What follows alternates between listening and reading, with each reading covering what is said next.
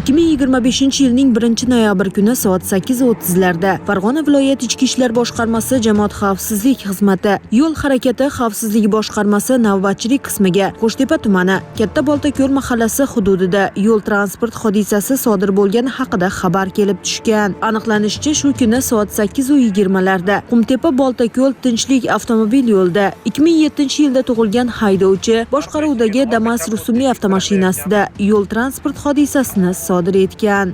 40 va 121 Boltako'l Qumtepa yo'lining 3-kilometrida Damas rusumli transport vositasi haydovchisi transport vositasini orqa tomoniga o'tgan paytda bir yo'nalishda kelayotgan Damas rusumli avtomashinasi turtib yuboriladi. Natijada haydovchi tan jarohati bilan shifoxonaga murojaat qilgan.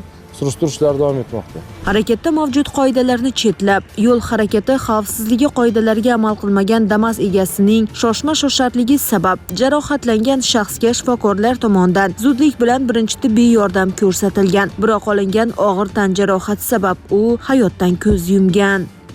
Bir soniya e'tiborsizlik, bir umrlik afsus, nadomatga sabab bo'ldi. Har kuni yo'llarda bunday fojialar takrorlanmoqda. Buning sababi yo'l harakati qoidalariga amal qilmaslik, masofani saqlamaslik va e'tiborsizlik. Rul boshqaruvidagi har bir inson, harakatning boshqa ishtirokchilari hayoti uchun javobgar. Birgina xato nafaqat haydovchining, balki butun oila va yaqinlarning taqdirini o'zgartirib yuborishi mumkin.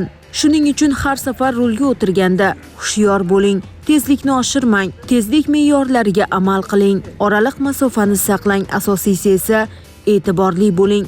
Unutmang, yo'lda eng muhim narsa tezlik emas, inson hayotidir. Maftuna Mamasdik va Abdulloh Rashidov, Ruxsor News informatsion dasturi uchun maxsus.